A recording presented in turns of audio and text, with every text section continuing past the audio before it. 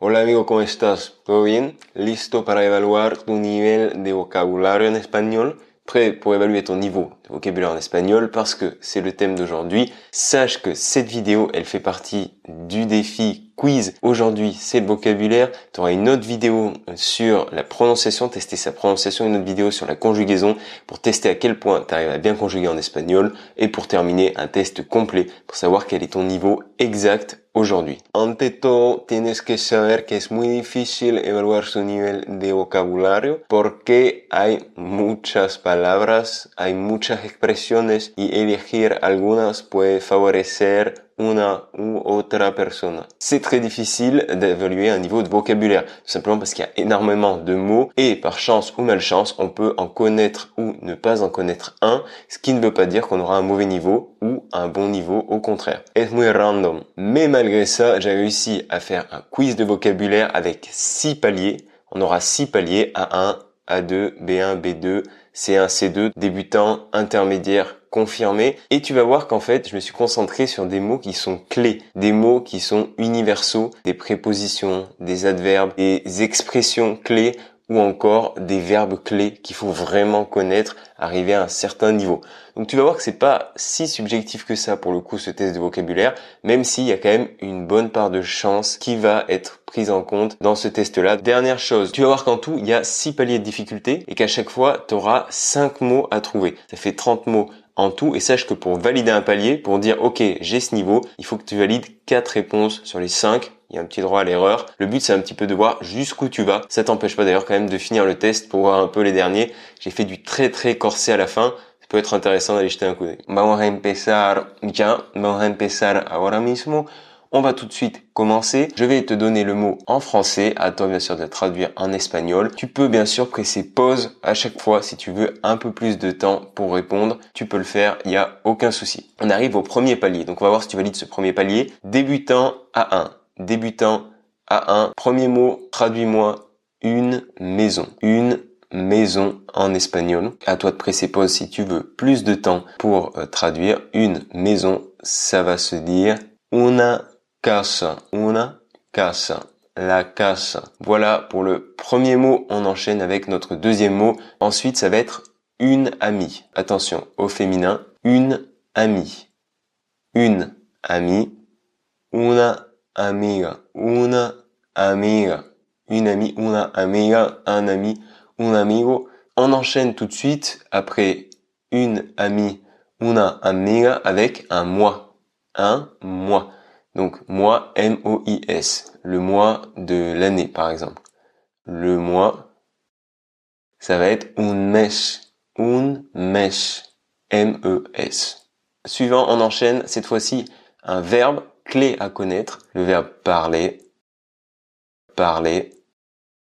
En espagnol, va être hablar. Hablar. Avec un H au début, bien sûr. Et pour terminer, un petit adjectif cette fois-ci, qui peut être très utile aussi parce qu'on va parler des couleurs, ça va être le rouge. Comment on dit rouge en espagnol? Rouge. Et ce sera notre 5e et dernière question pour ce niveau de base débutant A1. Rouge, c'est rojo. Bon exercice de prononciation là pour le coup quand même. Rojo, R-O-J-O, es rojo, c'est rouge. Voilà pour ce premier palier. Si tu as fait 4 réponses justes sur 5, ça veut donc dire que tu l'as validé. Si ça te paraît pas si facile, c'est normal. Hein. Si tu as un niveau débutant, il faut quand même connaître ce vocabulaire, donc c'est intéressant pour toi. Si ça te paraît beaucoup trop simple, peut-être que tu te dis « que fácil es, re fácil », c'est trop facile. Dans ces cas-là, pas de souci, la difficulté va augmenter progressivement. Tu vas voir qu'à la fin, je pense que tu feras moins le malin quand on arrivera au niveau C2. On continue donc avec notre deuxième palier A2, faux débutant. Toujours 5 mots. Le premier, ça va être « faire ». Comment on dit faire? Donc tout simplement le verbe faire, F-A-I-R-E à l'infinitif. Le verbe faire, ça va donner hacer, hacer, ou comme disent les Espagnols d'Espagne, hacer, sachant que moi je prononce comme en Amérique latine. Donc on a faire, hacer, et on va avoir ensuite un autre verbe qui est aussi très important, dire, comment on va dire dire, comment dire, D-I-R-E, toujours à l'infinitif, normal, hein. C'est quoi dire? Ça va être decir, decir, donc decir, D-E-C-I-R, ou pour l'espagnol d'Espagne, decir, donc tout simplement dire. On enchaîne, autre mot, cette fois-ci c'est aussi un mot clé, parce que ça va être aussi. Aussi comme dans moi aussi par exemple. A-U-2-S-I, comment on va dire ça en espagnol? Aussi, aussi, ça va être también, también. Donc voilà, también, attention on a un petit accent sur le E, il y a una tilde en la E, también, yo también, donc moi aussi. Ça c'était pour le troisième, on en a encore deux pour ce niveau. Comment on dit mais, M-A-I-S par exemple, mais non. Comment on dit mais, M-A-I-S en espagnol, mais va se dire pero, pero. Voilà pour ce quatrième mot. Et le dernier, parce que. Comment on dit parce que en espagnol? Donc parce que ça va être P-O-R-Q-U-E. Porque. Donc bien tout attaché quand c'est parce que et pas pourquoi, faut le savoir. Porque. Y bueno, ¿qué tal el segundo nivel? Comment ça va alors, ce deuxième niveau? On vient de terminer donc le faux débutant A2. On enchaîne tout de suite avec le niveau intermédiaire. Niveau intermédiaire, ça va être l'ère des adverbes. Maîtriser tous ces adverbes très importants qu'on va avoir dans les phrases. Le premier, ça va être, comme on dit, ici. Donc, comment on dit ici en espagnol? Ça va être aquí. Donc, ici, aquí, avec un accent sur le i. Donc, on dit aquí. On va accentuer la dernière syllabe. Aquí ou acá, comme disent les Espagnols d'Amérique latine, ça aurait pu marcher. Donc, il y avait deux versions. Aquí, acá, les deux marchent. On enchaîne cette fois-ci pour dire jamais. Comment on dit jamais en espagnol? Donc, jamais en espagnol, ça va être nunca, nunca, N-U-N-C-A, nunca, nunca he visto esta peli. Je n'ai jamais vu ce film. Donc, nunca ou jamás. Jamás, techniquement, veut aussi dire jamais. Après, la nuance, c'est que tu le verras très rarement à l'oral, quasiment jamais pour le coup. Faut que tu le saches, utilise plutôt nunca. On continue dans ce niveau intermédiaire B1 avec le troisième mot de vocabulaire à connaître. Comment on dit loin? Loin en espagnol. Par exemple, c'est loin. Loin, ça va être lejos. Lejos. Donc, lejos está lejos, c'est loin. On enchaîne. Le mot suivant, ça va être après. Comment on dit après en espagnol? Après. Après, ça va être después. Después. Después. D-E-S-P-U-E-S. Sachant qu'il y a un accent sur le E final à la fin. Después ou luego. Luego, ça pourrait marcher aussi. Si tu m'as dit luego, después, ça peut fonctionner. On peut comptabiliser les deux. Et le petit dernier, qui est très utile lui aussi, donc tu peux voir que après, c'est très utile parce que c'est un connecteur du discours. Quand tu vas raconter quelque chose, ça va te permettre de vraiment mettre des marqueurs et que tout soit connecté, que les phrases soient connectées entre elles. Le dernier, ça va être peut-être. Comment on dit en espagnol? Peut-être. Il y a deux grandes réponses quand même là pour le coup possibles. Ça va être quizás, quizás ou tal vez, quizás, de pronto, on pourrait l'accorder, de pronto, mais voilà, les deux principales, ça va être quand même quizás ou quizá, donc avec un accent sur le A, avec ou sans S, on a les deux formes, et tal vez, qui veut dire aussi peut-être. On n'oublie pas qu'après, en général, on a quand même du subjonctif. Et c'est terminé pour ce niveau intermédiaire B1. Donc, on continue avec notre niveau intermédiaire B2. Pour le premier mot, ça va être non plus. Non plus comme dans moi non plus, par exemple. Non plus. Donc, qui s'oppose à moi aussi, d'ailleurs. Non plus, moi non plus, ça va être en espagnol yo tampoco. Tampoco. T-A-M-P-O-C-O. Tampoco. Moi non plus, yo tampoco. À connaître, très important. On continue. Comment on dit cette fois-ci avec un petit verbe monter? Comment on dit monter? Le verbe monter. M-O-N-T-E-R. monter l'escalier, monter dans la chambre. Monter en espagnol, ça va être subir, subir. Donc subir, monter, qui est donc un faux ami parce que montar ne va pas s'utiliser pour dire monter, tout simplement. Ensuite, on a cependant. Et comment tu vas me dire cependant? Cependant, donc qui est un connecteur aussi. Connecteur un poil plus avancé quand même que après ou pour commencer par exemple.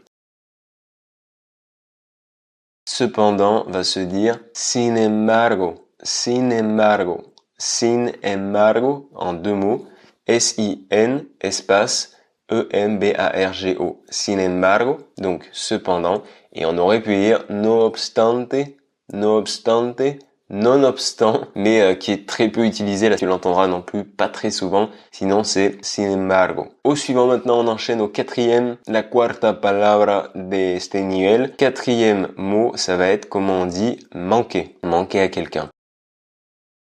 Manquer, donc M-A-N-Q-U-E-R, tu me manques, je lui manque. Comment on dit manquer? On a deux versions aussi. Extrañar, extrañar, te extraño, tu me manques, ou echar de menos, echar de menos, donc voilà, manquer, echar de menos, extrañar, et un petit dernier à trouver, ça va être comment dire jeter un œil. Donc là, on est sur des expressions, mais pas n'importe lesquelles, c'est vraiment des expressions très très communes en espagnol. Comment on dit je vais y jeter un œil par exemple. Donc jeter un œil à quelque chose, jeter un œil.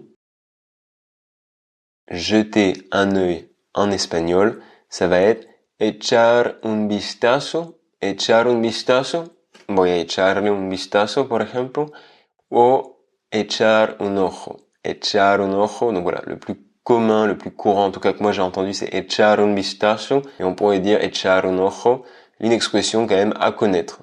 Ahora continuamos con el nivel C1. Pasemos ya al nivel avanzado. On passe au niveau avancé. L'ère des expressions, je l'ai appelé celui-ci. On est dans l'ère des expressions. Donc, expression pour le coup à traduire. Comme on dit, dès que. Dès que tu arrives, dès qu'il fait quelque chose, dès qu'il vient. Comment on dit ça donc? D-E-S, espace Q-U-E. Dès que quelque chose se produit. Dès que, il y a encore deux versions d'ailleurs. Hein. Dès que, ça va être tan pronto como o en cuanto. Donc on a deux expressions, en cuanto o tan pronto como. Et attention parce que on a du subjonctif après ça. Par exemple, je dis en cuanto llegues, avísame. En cuanto llegues, avísame. Dès que tu arrives, préviens-moi. Ou tan pronto como llegues, avísame. Tan pronto como llegues, avísame. Dès que tu arrives, préviens-moi. On enchaîne, cette fois-ci c'est encore une expression qui va servir aussi de connecteur dans les phrases, qui est très très importante, c'est bien que. Bien que ou même si. Bien que, même si, en espagnol, comment ça se dit? Bien que ce soit important, même si tu n'es pas là, comment on dit ça? Bien que, même si.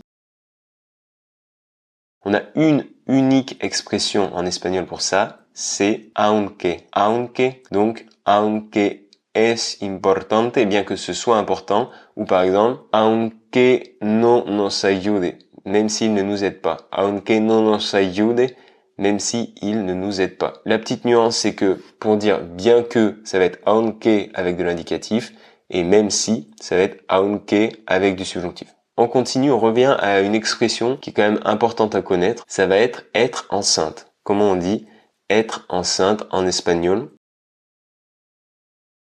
Être enceinte. Être enceinte, ça va être estar embarazada. Estar embarazada, être enceinte. Un faux ami, embarazada. Tu peux pas dire estaba embarazado, j'étais embarrassé. On dit plutôt incómodo. Donc attention, c'est un faux ami.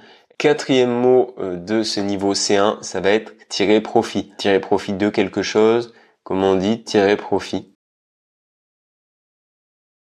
Tirer profit de quelque chose, de quelqu'un. Sacar provecho. Sacar provecho. sacar provecho de una situación, tirer profit d'une situation par exemple. Donc voilà, sacar provecho, pareil, c'est des choses à connaître, on sent que c'est un niveau un peu plus avancé aussi. Et le petit dernier, ça va être que ce soit pour manger ou pour venir boire un verre, que ce soit au niveau économique ou au niveau social. Que ce soit, ce que ce soit en espagnol, qu'est-ce que ça va être? Que ce soit, ça va être ya sea, ya sea. Donc Y-A espace S-E-A. Ya sea a nivel económico o a nivel social o político. Ça y est, on y est, niveau C2 et le nivel más avanzado d'espagnol. On termine donc avec ce niveau C2. Et le premier à connaître, ça va être une pénurie. Comment tu vas dire une pénurie? Il y a une pénurie. Une pénurie en espagnol. Une pénurie, ça va être una escasez. Una escasez avec un Z à la fin, ou ça aurait pu être valide aussi, una carencia, ça aurait pu être validé, una carencia, des mots à connaître si tu as un niveau très avancé, une pénurie. On enchaîne avec le deuxième, ça va être, comment on dit, des démangeaisons. Donc, démangeaisons en espagnol, comment on dit ça? Démangeaisons. Donc quand ça te gratte quoi, hein, avoir des démangeaisons,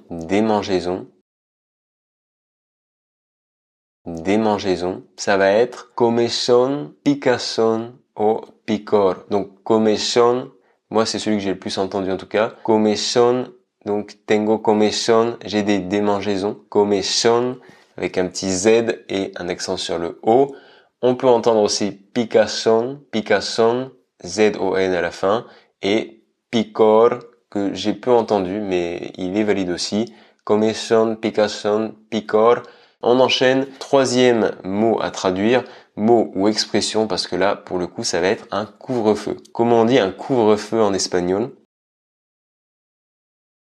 Donc là, on sent que c'est du niveau avancé, hein, c'est sûr, très difficile. Il y a une part de chance aussi, puisque des fois on connaît un mot pour une situation et c'est un peu de la chance.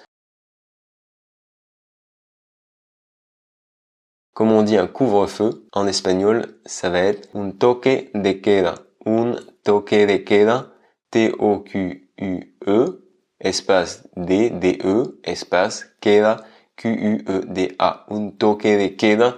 Donc voilà, si tu le savais pas, maintenant tu le sais. Et bien sûr, j'ai oublié un des mots du niveau C2. Donc, je fais un petit enregistrement après, je m'en suis rendu compte pendant le montage de la vidéo, pour vous le donner tout de suite. Donc, le numéro 4 de ce niveau C2, ça va être un grain de beauté. Donc voilà, un grain de beauté. Un grain de beauté qu'on peut avoir sur le corps, voilà, grain de beauté. Et un grain de beauté en espagnol, c'est un lunar. Un lunar, lunares, donc des grains de beauté, lunares. Donc voilà, c'est à savoir, un mot assez avancé, assez compliqué, un lunar, grain de beauté. Et ça nous permet de passer au dernier mot, qui est un verbe, comment on dit cracher. Cracher, comment on dit ça? Cracher en espagnol. Cracher, ça va être escupir. Escupir, cracher, escupir. Et c'est tout pour notre petit test. Donc comme je l'ai dit, à toi de voir quel palier tu as validé. Donc il faut avoir 4 bonnes réponses sur 5 par palier pour le valider. Et je t'invite bien sûr à me mettre en commentaire quel est, selon ce test, parce que c'est pas universel, selon ce test, ton niveau de vocabulaire en espagnol. Est-ce que tu as un niveau plutôt A2, plutôt C1, plutôt B1, plutôt B2? À toi de me le mettre. Dímelo en los comentarios, amigo. Mets-moi ça dans les commentaires. Je suis très curieux de savoir tout simplement quel est ton niveau avec ce petit test de vocabulaire. Tu peux mettre un j'aime, puedes darle me gusta si te ha gustado la prueba. Si tu as bien aimé ce petit exercice, n'hésite pas à mettre un j'aime. Si tu veux aller plus loin, je t'invite à aller voir, je te la mettrai quand elle est disponible, la vidéo numéro 2. Donc peut-être qu'elle est déjà disponible. peut-être pas. Il y a une vidéo numéro 2 qui va être faite pour tester ta prononciation. Donc tu auras le lien dans la description et je te refais le petit planning. Là, on est au jour 1 de notre défi quiz. Dans la vidéo 2, on va donc avoir un test de prononciation pour voir si tu arrives à bien prononcer, t'entraîner, améliorer ta prononciation en espagnol. On aura ensuite un quiz sur les conjugaisons en vidéo 3. Ensuite, on aura un test complet pour évaluer ton niveau, notamment en compréhension orale, mais vraiment un test complet pour parler en compréhension orale. Donc voilà, ça c'est vraiment ce qui va te permettre d'évaluer ton niveau définitif et de comparer d'ailleurs par rapport à ce que toi tu pensais de ton propre niveau. C'est ça qui va être intéressant. Donc ça c'est en vidéo 4. Et n'oublie pas qu'il y aura aussi une 5e vidéo pour te présenter les parcours Holamigo qui sont tout simplement des parcours pour apprendre l'espagnol de A à Z. 3 parcours qui vont te permettre de progresser en fonction de ton niveau. Que tu as un niveau faux débutant, débutant, intermédiaire. Chaque parcours va te permettre de partir de là, une fois que tu auras évalué ton niveau, pour ensuite arriver à parler espagnol avec fluidité, voire couramment, si tu travailles beaucoup. Donc, je te laisserai aller voir les autres vidéos, et je vais te dire hasta luego amigo, y por la vida.